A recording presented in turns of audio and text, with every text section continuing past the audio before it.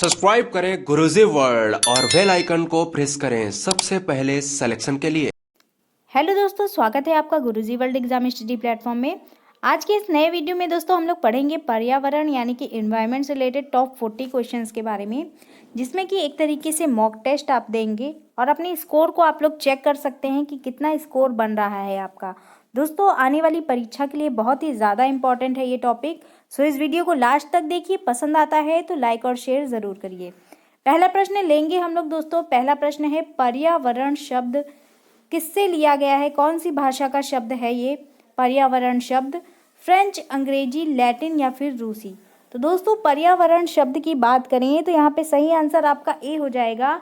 ये फ्रेंच भाषा का शब्द है, जो कि आपका परि प्लस आवरण दो शब्दों से मिलके बना हुआ है। दोस्तों, पर्यावरण शब्द जो है ये परि प्लस आवरण दो शब्दों से मिलकर बना हुआ है, जिसका अर्थ होता है हमारे चारों ओर घेरा हुआ, यानी कि हमारे चारों ओर का वातावरण जिसमें कि हम लोग रहते हैं उसी को क्या कहते हैं? पर्यावरण कहते हैं। पर्यावरण शब्द दोस्तों अंग्रेजी के शब्द एनवायरमेंट से बना है, जो कि फ्रेंच भाषा के शब्द एनवायरनर से निकला हुआ है। तो पर्यावरण शब्द यानी एनवायरमेंट शब्द जो है ये फ्रेंच भाषा के शब्द एनवायरनर से निकला है, जिसका अर्थ होता है घेरना। तो दोस्तों, यहाँ पे 2 से 3 प्रश्न बन सकते हैं आपके कि पर्यावरण शब्द किस भाषा का शब्द है? फ्रेंच भाषा का शब्द है।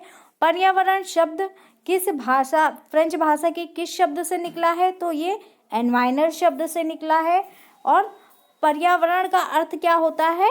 हमारे चारों ओर का वातावरण। पर्यावरण का अर्थ होता है हमारे चारों ओर का वातावरण। दोस्तों, यहाँ पे हमारा ए आंसर सही होगा। अगला प्रश्न लेंगे दोस्तों। अगला प्रश्न है, पारिस्थितिकी यानी कि इकोलॉजी शब्द, इसका प्रयोग सर्वप्रथम किस वैज्ञानिक ने किया था? तो दोस्तों, इकोलॉजी शब्द जो है इसका सर्वप्रथम प्रयोग अर्नेस्ट हैकल नामक वैज्ञानिक ने किया था। सी आंसर आपका यहाँ पे सही होगा। इसकी डिटेल जानेंगे हम लोग दोस्तों। ये भी बहुत महत्वपूर्ण है, क्योंकि यहाँ पे भी 2 से 3 प्रश्न बन सकते हैं। आपको एक एक प्रश्न का एक एक उत्तर पता होना चाहिए। पारिस्थितिकी शब्द जो है ये जर्मन वैज्ञानिक अर्नेस्ट हैकल ने दिया था। तो दोस्तों, ये किसने दिया था? अर्नेस्ट हैकल नाम के वैज्ञानिक ने दिया था, जो कि 2 शब्दों से मिलके बना हुआ है, जो ग्रीक भाषा के शब्द हैं ओकियोलॉजी से लिया गया है, जिसमें ओकोस का अर्थ होता है घेराव यानी आसपास का क्षेत्र, और लोगोस का अर्थ होता है दोस्तों एक पूरी पारिस्थितिकी का अध्ययन। तो दोस्तों, यहाँ पे भी आपका 2 से 3 प्रश्न बन रहे हैं। पहला, ये शब्द किसने दिया? तो अर्नेस्ट हैकल नाम के वैज्ञानिक ने पारिस्थितिकी नाम का शब्द दिया, और ये 2 शब्दों से मिलके बना है ओकोस और लोगोस, जिसका अर्थ आपने यहाँ पे देखा। अगला प्रश्न लेंगे दोस्तों हम लोग। अगला प्रश्न भी काफ़ी इंपॉर्टेंट है। भारत में हरित क्रांति के जनक कौन थे? तो हरित क्रांति किसके द्वारा लाई गई थी? हरित क्रांति के जनक कौन थे भारत में? सही आंसर दोस्तों आपका हो जाएगा सी। यहाँ पे एस स्वामीनाथन जो है इनको हरित क्रांति का जनक माना जाता है। यहाँ पे कुछ महत्वपूर्ण क्रांतियाँ पढ़ेंगे जो आपके अक्सर एग्जामों में पूछ लिया जाता है।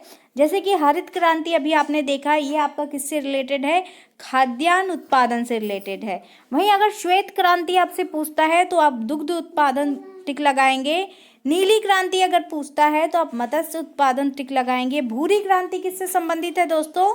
उर्वरक उत्पादन से संबंधित है। रजत क्रांति आपका अंडा उत्पादन। पीली क्रांति तिलहन उत्पादन। कृष्ण क्रांति बायोडीजल उत्पादन। लाल क्रांति आपसे पूछता है तो टमाटर या फिर मांस उत्पादन। गुलाबी क्रांति पूछता है तो झींगा मछली उत्पादन। बादामी भी दोस्तों आपका पूछ लिया जाता है अक्सर एग्जामों में, तो बादामी क्रांति आपका मसाला उत्पादन से रिलेटेड है।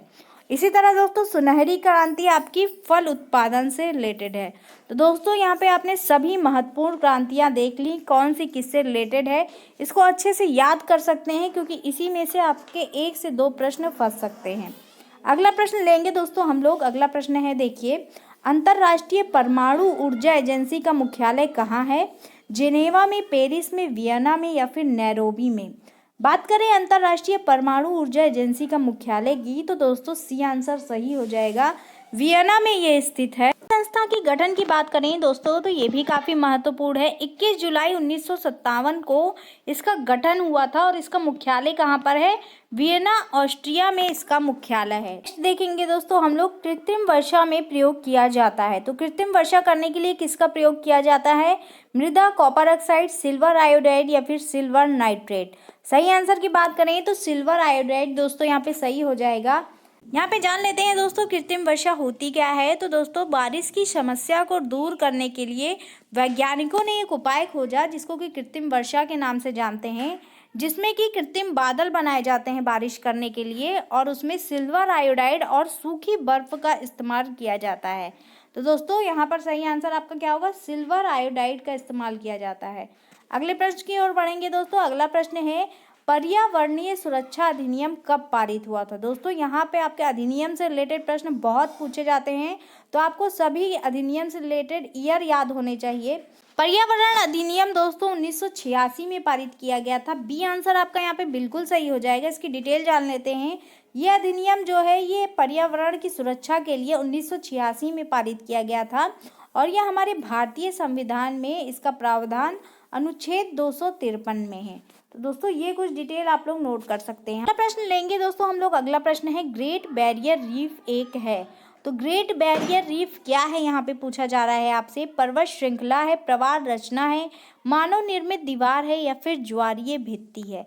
बात करें दोस्तों ग्रेट बैरियर रीफ की तो ये एक आपकी प्रवाल रचना यानी कि प्रवाल भित्ति है। यहाँ पर देख सकते हैं दोस्तों आप लोग ऑस्ट्रेलिया के पूर्वोत्तर तट पर कोरल सागर में एक प्रवाल भित्ति क्वींसलैंड के तट के साथ टोरेस डल जमरूमध्य के लगभग 2000 किलोमीटर तक फैली हुई है और ये दुनिया की सबसे बड़ी मूंगा चट्टान है। तो दोस्तों अगर प्रश्न आपसे पूछा जाता है दुनिया की सबसे बड़ी मूंगा चट्टान कौन सी है तो ये आपकी ग्रेट बैरियर रीफ दुनिया की सबसे बड़ी मूंगा चट्टान है।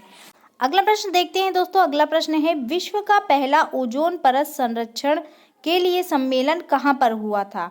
तो दोस्तों ओजोन परत के बारे में जानते होंगे आप लोग। ओजोन परत हमारे वायुमंडल में पाई जाती है। कौन से मंडल में पाई जाती है? समताप मंडल में ये पाई जाती है और इससे रिलेटेड इसके संरक्षण के लिए सम्मेलन, पहला सम्मेलन जो हुआ था ये आपका वियना में हुआ था। बी आंसर आपका यहाँ पे सही हो जाएगा। पहला सम्मेलन कहाँ हुआ था? वियना में हुआ था। ऑस्ट्रिया की राजधानी वियना में हुआ था सन 1985 में। ईयर भी पूछ सकता है दोस्तों, तो ईयर भी आप लोग याद रखिएगा। सन 1985 में ऑस्ट्रिया की राजधानी वियना में ये सम्मेलन हुआ था और ये लागू कब से हुआ था? अगर आपसे प्रश्न में पूछता है ये लागू कब से किया गया था तो 1988 में ये लागू किया गया था और एक साथ कितने देशों में लागू किया गया था? 196 देशों में अभी तक ये लागू किया जा चुका है। नेक्स्ट देखते हैं दोस्तों हम लोग अगला प्रश्न, ये भी काफी महत्वपूर्ण है। काराकोरम पर्वत श्रृंखला की सबसे ऊंची चोटी कौन सी है? दोस्तों बात करें काराकोरम पर्वत श्रृंखला की तो इसकी सबसे ऊंची पर्वत चोटी आपकी माउंट केटू है। सी आंसर आपका यहाँ पे सही हो जाएगा। माउंट केटू जिसको कि हम लोग गॉडविन ऑस्टिन के नाम से भी जानते हैं, ये विश्व की सबसे ऊंची दूसरे नंबर की चोटी है, यानी विश्व की दूसरी सर्वोच्च पर्वत श्रृंखला है ये, जिसकी ऊंचाई कितनी है? 8611 मीटर है और यह कश्मीर के काराकोरम पर्वतमाला में स्थित है और इसको क्या कहते हैं दोस्तों? केटू या फिर गॉडविन ऑस्टिन के नाम से जानते हैं। नेक्स्ट देखते हैं हम लोग दोस्तों, वह कौन सी नदी है जिसका उद्गम स्थल भारत में नहीं है? तो दोस्तों बात करें कौन सी नदी है जिसका उद्गम स्थल भारत नहीं है, सतलज हो जाएगा यहाँ पे सही आंसर। सतलज या फिर इसको सतलुज भी कहते हैं। सतलज नदी जो है इसका उद्गम स्थल भारत में नहीं है। सतलुज नदी है जो दोस्तों ये तिब्बत से निकलती है और ये भारत में हिमाचल प्रदेश के किन्नौर जिले के शिवकीला दर्रे से प्रवेश करती है। तो दोस्तों ये भी आपसे पूछा जा सकता है कि सतलुज नदी किस प्रदेश से प्रवेश करती है, तो ये हिमाचल प्रदेश के किन्नौर जिले से प्रवेश करती है। यहाँ पे दोस्तों एक एक डिटेल बहुत ही ज़्यादा इंपॉर्टेंट है, आप लोग नोट कर सकते हैं। अगला प्रश्न देखेंगे हम लोग दोस्तों, ये भी काफ़ी महत्वपूर्ण है। पृथ्वी सम्मेलन 5 आयोजित हुआ था। तो पृथ्वी सम्मेलन 5 कब आयोजित हुआ था? 2005, 2000, 1999 या फिर 1997। तो दोस्तों बात करें पृथ्वी सम्मेलन 5 की तो डी आंसर आपका यहाँ पे सही हो जाएगा। 1997 में यह आयोजित हुआ था।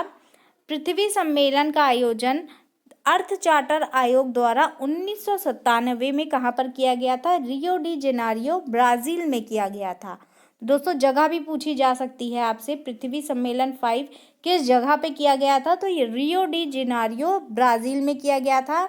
और अगर बात करें आपसे पृथ्वी दिवस कब मनाया जाता है, तो हर साल हम लोग 22 अप्रैल को विश्व पृथ्वी दिवस के नाम से मनाते हैं। और इस बार की इसकी थीम क्या थी? 2021 की थीम भी याद रखना बहुत ज़रूरी है, क्योंकि अगर आप लोग सुपर टेट एग्ज़ाम की तैयारी कर रहे हैं तो करंट का भी सवाल उसमें आ सकता है। तो थीम आपकी दोस्तों क्या थी? रीस्टोर अवर अर्थ। इस बार की थीम थी आपकी रीस्टोर अवर अर्थ। और ये कब मनाया जाता है? 22 अप्रैल को मनाया जाता है। ये डिटेल दोस्तों आप लोग नोट कर सकते हैं। यहाँ से 2 से 3 प्रश्न आपके बन रहे हैं।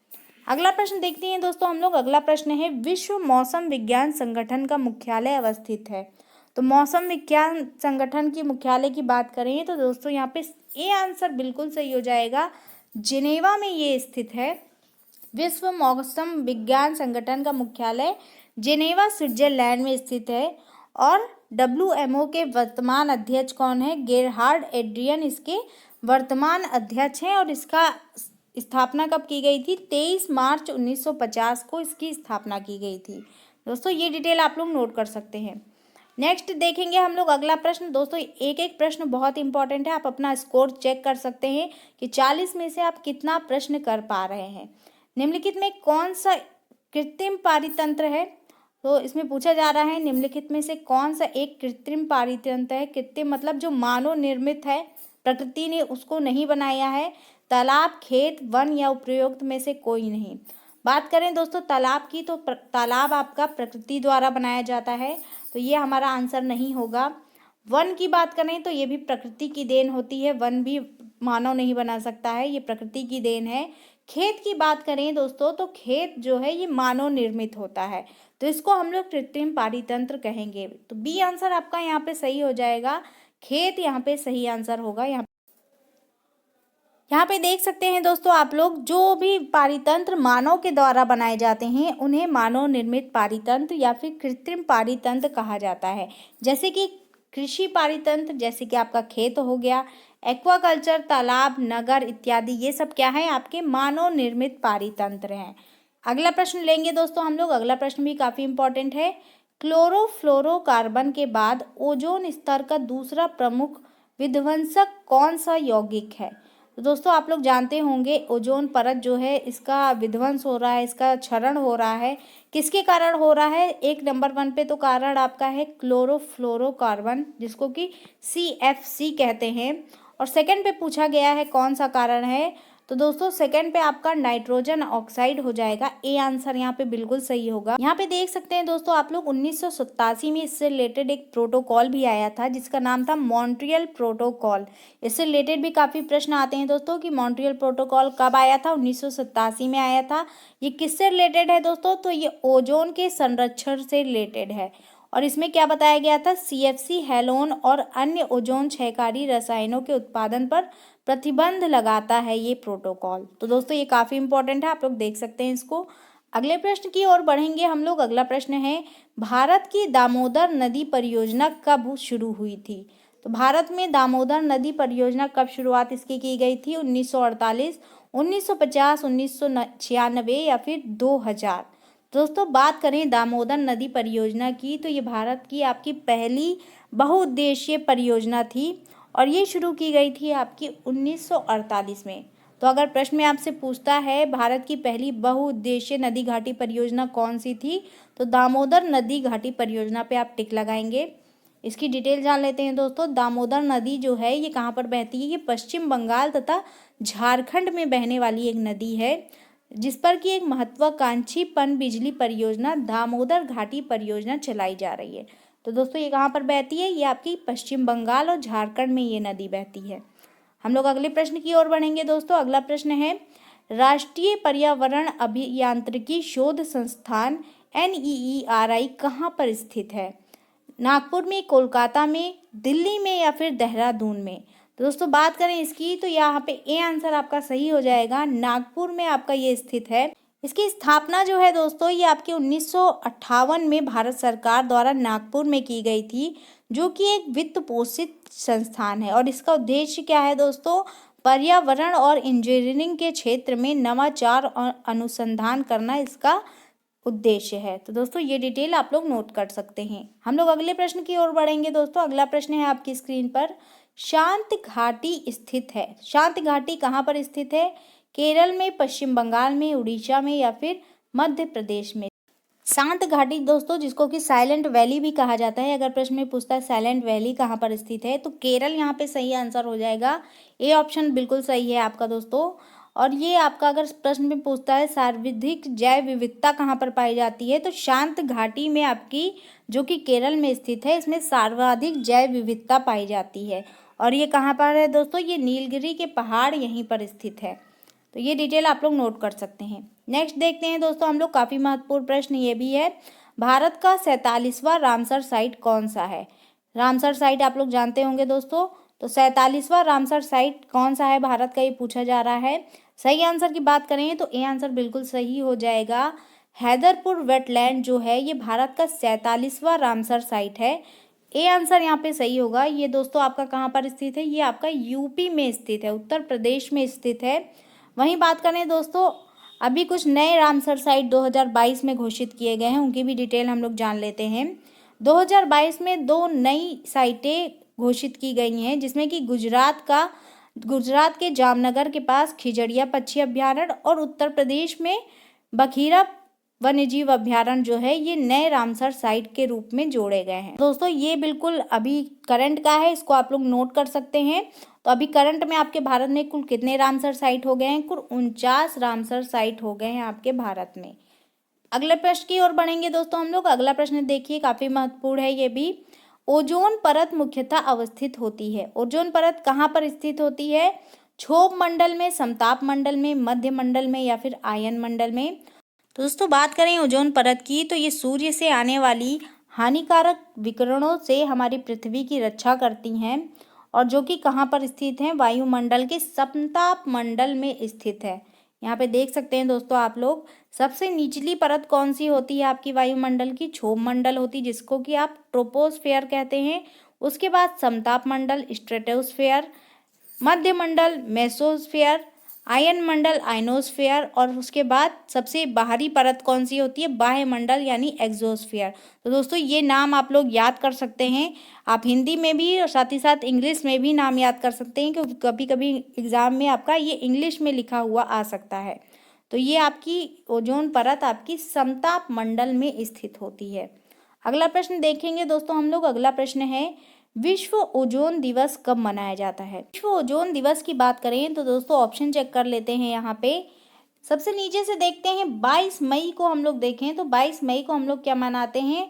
अंतर्राष्ट्रीय जैव विविधता दिवस कब मनाया जाता है? 22 मई को मनाया जाता है। वहीं बात करें अंतर्राष्ट्रीय पृथ्वी दिवस की, तो ये आपका 22 अप्रैल को मनाया जाता है। और 22 मार्च को हम लोग जल दिवस के रूप में मनाते हैं। विश्व जल दिवस के रूप में हम लोग 22 मार्च को मनाते हैं। इसी के साथ दोस्तों विश्व ओजोन दिवस कब मनाया जाता है? 16 सितंबर को आपका विश्व ओजोन दिवस मनाया जाता है। तो ए आंसर आपका यहाँ पे बिल्कुल सही हो जाएगा। यहाँ पे देख सकते हैं दोस्तों, अभी करंट की थीम क्या थी?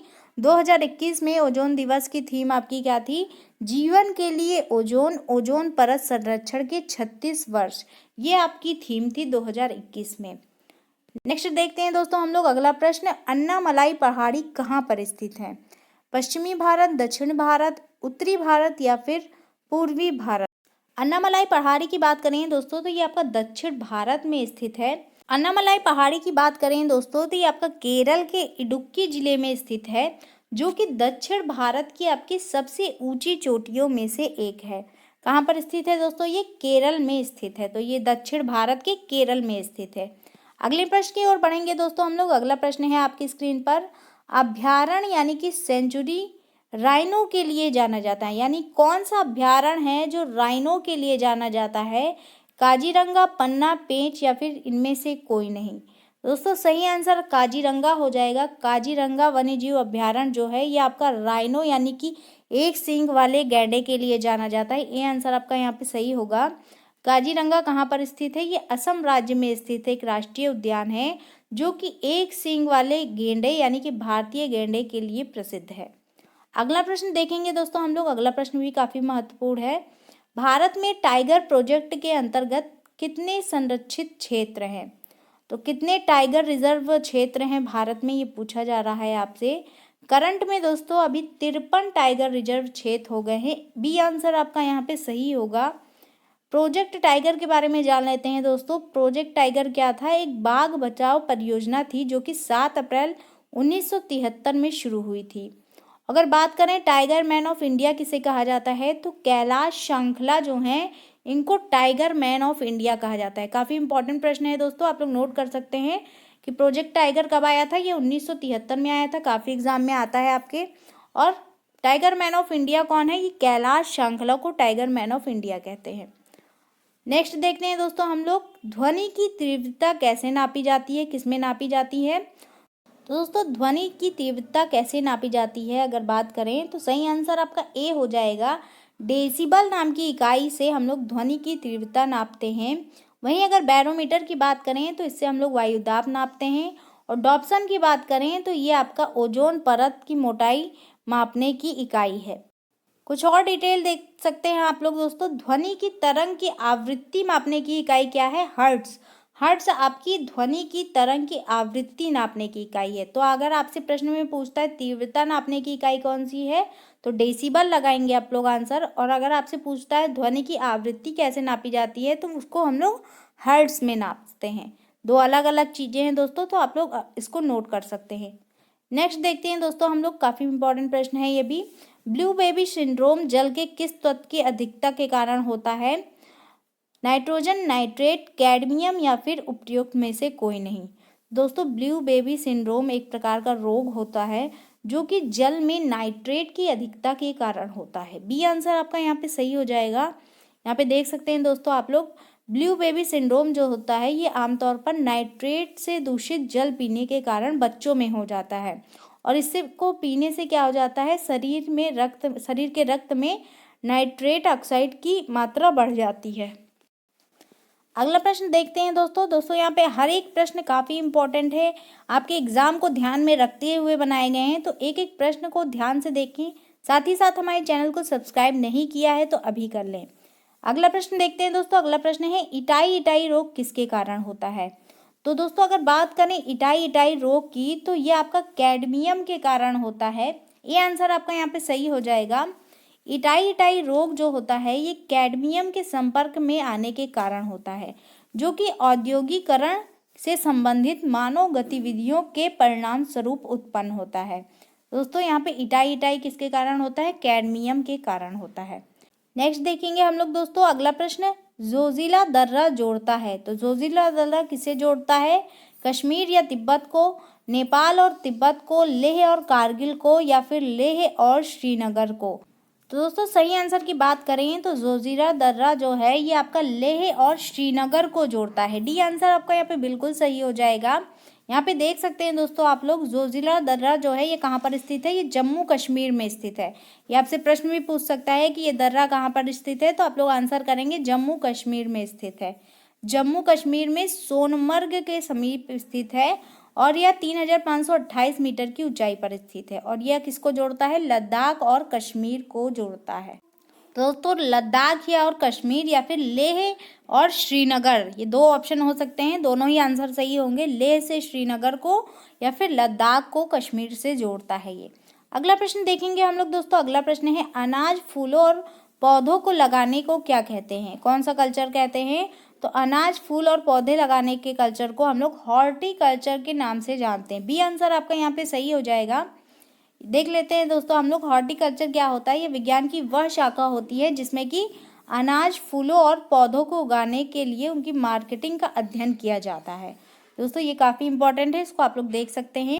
नेक्स्ट पढ़ेंगे दोस्तों हम लोग अगले प्रश्न की ओर। अगला प्रश्न है आपकी स्क्रीन पर, चिपको आंदोलन से जुड़े व्यक्ति का नाम बताइए। तो चिपको आंदोलन से कौन जुड़े थे? तो सही आंसर दोस्तों यहाँ पे ए हो जाएगा। श्री सुंदर लाल बहुगुणा जो है ये आपका चिपको आंदोलन से संबंधित हैं। इसकी डिटेल जान लेते हैं दोस्तों। यह आंदोलन कहाँ पे हुआ था? उत्तर प्रदेश के चमोली जिले में 1973 में ये हुआ था। तो दोस्तों तत्कालीन उत्तर प्रदेश यानी कि अभी ये कहाँ पर स्थित है, उत्तराखंड में स्थित है।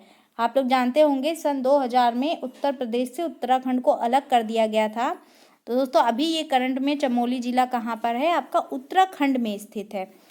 तो ये आपका 1973 में ये आंदोलन हुआ था और ये आपका वनों की कटाई से रिलेटेड था। उसको रोकने के लिए काफ़ी सारे व्यक्ति जो है ये पेड़ों से चिपक गए थे, इसी कारण इस आंदोलन का नाम आपका चिपको आंदोलन पड़ा था।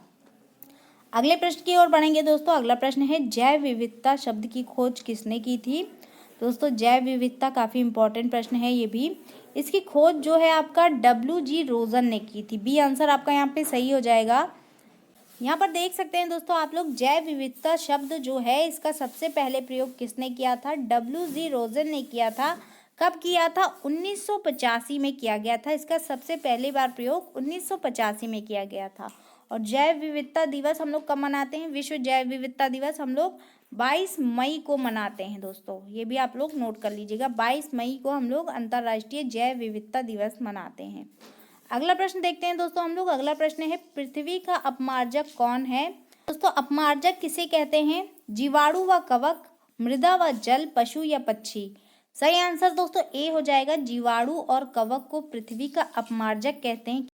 क्यों कहते हैं दोस्तों, आइए देख लेते हैं। फफूंद या फिर कवक एक प्रकार के जीव होते हैं जो कि अपना भोजन कैसे प्राप्त करते हैं, सड़े गले या फिर मृत कार्बनिक पदार्थों से ये लोग अपना भोजन प्राप्त करते हैं। ये संसार के आरंभ से ही उपस्थित थे और सबसे बड़ा लाभ इनका संसार में अपमार्जक के रूप में कार्य करना है। यानी जितने भी सड़ी गले कार्बनिक पदार्थ हैं ये इसको यूज़ कर लेते हैं, इसी कारण ये संसार में बहुत ही ज़्यादा उपयोगी है। अगला प्रश्न देखिए दोस्तों। अगला प्रश्न है विश्व में सबसे लंबी पर्वत श्रेणी कौन सी है। तो विश्व की सबसे लंबी पर्वत श्रेणी की बात करेंगे तो एंडीज पर्वत श्रृंखला जो है ये विश्व की सबसे लंबी पर्वत श्रृंखला है। एंडीज पर्वत श्रृंखला कहाँ पर स्थित है दोस्तों, ये भी पूछा जा सकता है आपसे।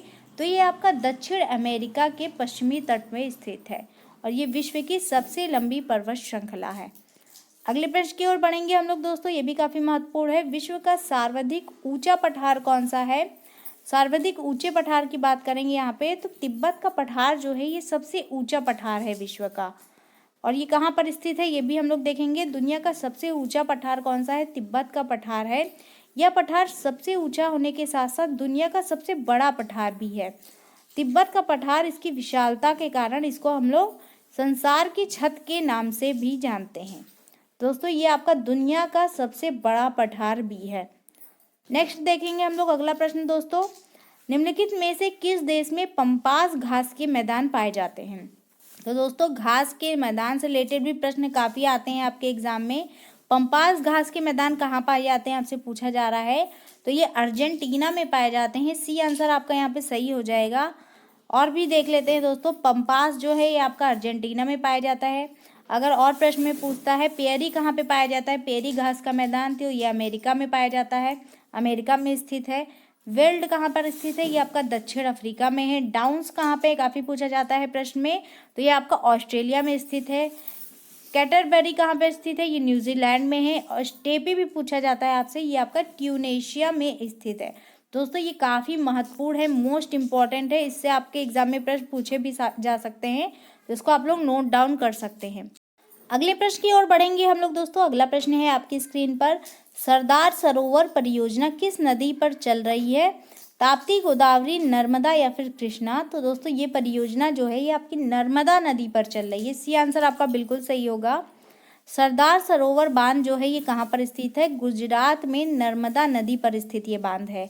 और इस बांध से गुजरात, मध्य प्रदेश, महाराष्ट्र और राजस्थान को पानी और विद्युत की प्राप्ति होती है। तो दोस्तों ये भी काफ़ी महत्वपूर्ण है। ये कहाँ पर स्थित है, ये गुजरात में स्थित है। आपका सरदार सरोवर बांध गुजरात में स्थित है। नेक्स्ट बढ़ेंगे हम लोग आगे दोस्तों। भारत में हाथी परियोजना कब शुरू हुई थी। ये दोस्तों परियोजनाएं बहुत ज़्यादा इंपॉर्टेंट है। टाइगर परियोजना कब शुरू हुई थी, ये आपकी 1973 में शुरू हुई थी। वहीं आपसे पूछता है हाथी परियोजना के बारे में, तो हाथी परियोजना जो है ये आपकी भारत में 1992 में शुरू की गई थी। ये आंसर बिल्कुल सही होगा यहाँ पे। हाथी परियोजना भारत सरकार द्वारा 1992 में शुरू की गई थी और इसका उद्देश्य क्या था, हाथियों की सुरक्षा और हाथियों की जनसंख्या बढ़ाना इसका उद्देश्य था। अगले प्रश्न की ओर बढ़ेंगे हम लोग दोस्तों। अगला प्रश्न है, भारतीय वनस्पति सर्वेक्षण का मुख्यालय कहाँ पर है?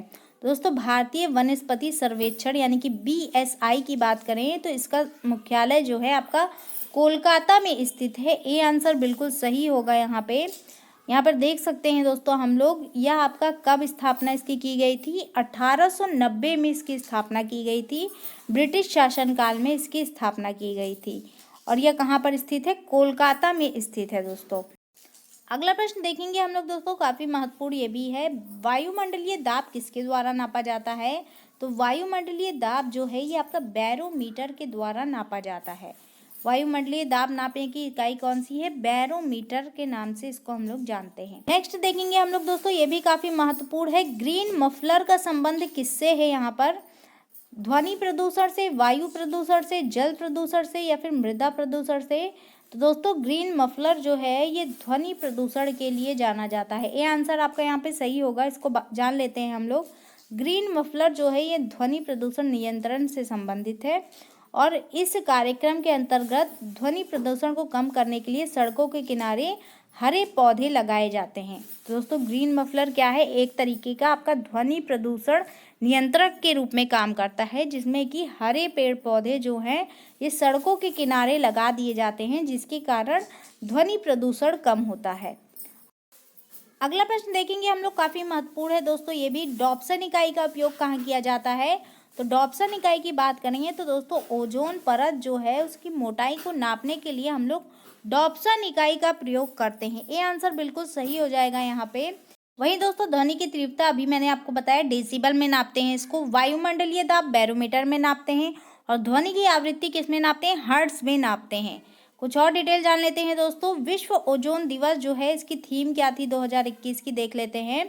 इसकी थीम थी आपकी मॉन्ट्रियल प्रोटोकॉल, हमें हमारे भोजन और टीकों को ठंडा रखना।